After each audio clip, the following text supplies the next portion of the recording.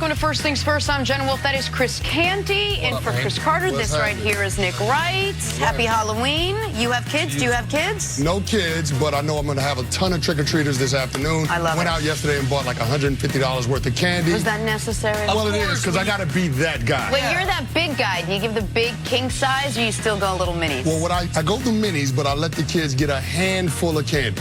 Look at your hand. You must have been a disaster as a kid. He's a good guy. And by the way, in honor of the World Series, we go to our #1 reliever, Chris Canty. Thank you so much for coming in today, brother. Sometimes the best ability is availability. Appreciate you. I like it. All right, well, it was a nightmare for the Warrior fans last night when they learned Steph Curry broke his hand.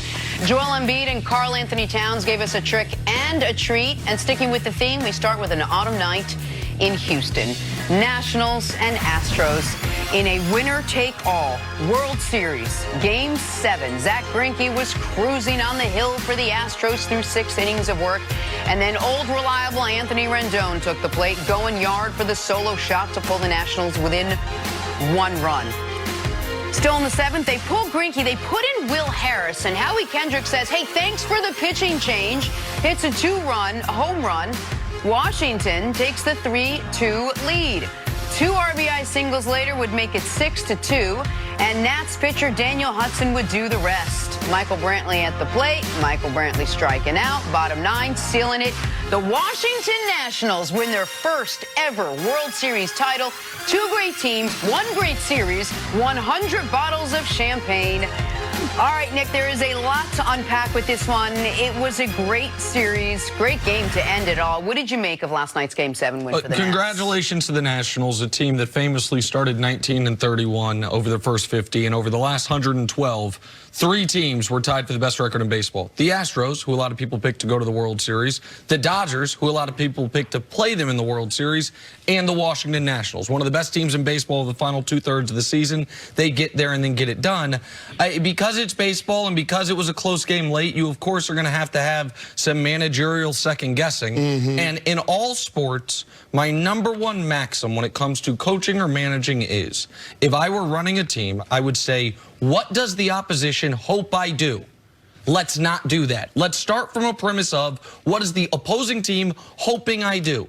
And if I were the Washington Nationals last night, I was hoping they took out Zach Greinke. I was hoping that they, no matter how effective Will Harris has been, no matter how rested you feel the bullpen has been, no matter what you think the strength of your team is. Even if you have Garrett Cole sitting there, whether you want to bring him in or not. Absolutely. Even Garrett Cole, because you know you're probably, if you are going to bring in Garrett Cole, it's not going to be mid-inning. It's going to be at the beginning of an inning. So we can have a clean inning.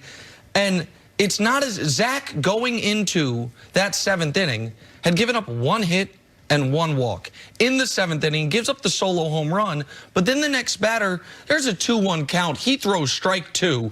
It's called ball 3. It was maybe the worst call of the night by a home plate ump. And Canty, then I think that Zach gives in, doesn't want to give him an easy pitch, so he walks him, and you pull him from the game. I'm not saying that the Nationals couldn't have won otherwise. I'm saying pulling Zach Greinke there was a relief to the Nationals dugout and the Nationals clubhouse, and they immediately responded by taking a lead they would not relinquish. Yeah, I'm right there with you. Up until that point, Zach Greinke was lights out. I mean, he had only allowed 2 base runners before he got into that 7th inning. And oh, by the way, in 6 1/3, he only used 80 pitches, so he was incredibly efficient. So, I mean, when you look at this Houston Astros team, they're built by starting pitching in their lineup being able to manufacture offense a lot of different ways, whether it's home runs or whether it's just putting the barrel of the bat on the ball in hard contact and putting runners on base. But the fact is, they weren't able to come up with a big hit last night, but Zach Greinke was keeping the game close and giving them more opportunities to. But once you go to that Astros bullpen, it gets dicey. I mean, they showed up in the Yankee series in the CS, and they were lights out. But we know that the Astros bullpen is the weakness of this team. And when you put it up against what the Washington Nationals have done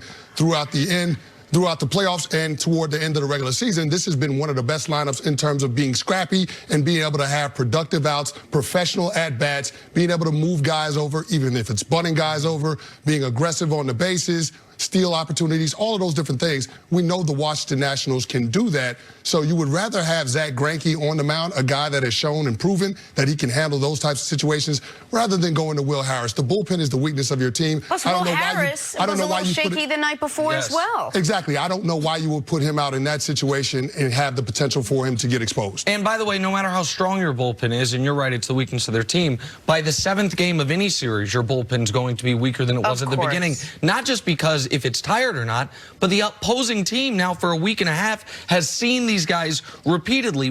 The one part of this that is not managerial second guessing, and you mentioned it before the show, and this is what always happens. If it's a close game, we pick on the manager, and I think A.J. Hinch made a mistake, but this didn't have to be a close game. You mentioned before the show how many opportunities. Max Scherzer, his stat line might be good, but he was dancing through the raindrops all night long. How many opportunities the Astros had to turn a 2-run lead into, I don't know, a 4-run lead, a 5-run lead, which obviously dramatically would have changed the match. Yeah, they had plenty of chances to blow the game open. I mean, Max Scherzer had multiple base runners in 4 of the 5 innings that he pitched. I mean, in the second inning, he gives up the home run to Gurriel, but then he's got runners on second and third. He ends up getting Springer to line out to left field. Then he has runners on first and second in the third and the fourth, and he's able to get flyouts to center field. And then he's got runners on first and third again in the 5th and strikes out Chirino. So Max Scherzer didn't have his best stuff, but he was able to make pitches when he needed to. But you also have to look at the flip side of that, and the Astros lineup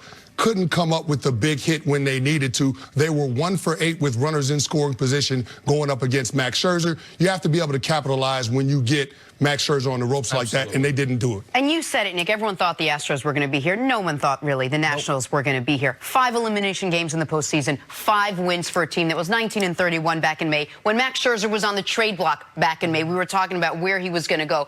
For what they were able to put together from May forward, I mean, they were so sort of neck and neck with the Astros the whole way. There was a graphic that went up on the game last night, how many runs they both scored, how many wins they both had. I mean, what can you say about what this team was able to put together without Bryce Harper, with all the negativity, and with the way they started the season? Well, there's something to be said for momentum in sports, whether you're talking about baseball, football, or basketball. The team that's playing the best at the end of the regular season gives themselves a distinct advantage once you get into the postseason, and you saw the Nationals were able to ride that wave. I mean, they're 3-0 in elimination games during this postseason. First team in baseball to have ever done that. They were down late in that wild card game against the Brewers, found a way to win. They were down in that Dodgers series, found a way to win. And then, of course, they sweep the CS, and they're waiting for the winner of the Astros-Yankees. But the fact that this team had been playing so well once we got to the postseason, I think there's something to be said for that. They caught that proverbial lightning in a bottle, and they rode that all the way to a championship. And my hometown Kansas City Royals were a big part of the revolution of, hey, how much does starting pitching actually matter? Build these brilliant bullpens, try to basically reverse engineer a win from the 9th inning forward. The Washington Nationals, they needed not 11, they needed 12 wins to win a World Series this year because they played in that wild card game. They got 10 Steven Strasburg and Max Scherzer starts. They were 10-0 in those 10 starts. They were 2-5 in the other 7 games they played. They might have gotten here because the team as a whole was playing great over the final 2/3 of the season. Once they got to the postseason, they had a future first ballot Hall of Famer in Scherzer take care of business, and a guy who now is on, we'll see how his career moves forward, but Strasburg, #1 overall pick, a guy there was controversy surrounding him about shutting him down years ago before the postseason, a guy with all this potential. This was one of the greatest playoff runs any pitcher has ever had. He wins World Series MVP. He has the 3rd lowest World Series ERA ever, and he is the first pitcher to ever be 5-0 in one postseason. 10 wins from 10 starts out of Scherzer and Strasburg. That's why the Nationals are World Series champions. And to your point, Steven Strasburg, the first #1 overall pick to win World Series MVP. Oh. Yeah, so I didn't know that. Exactly. And then on the flip side, you talk about how important pitching is. You saw what Verlander was not able to give you for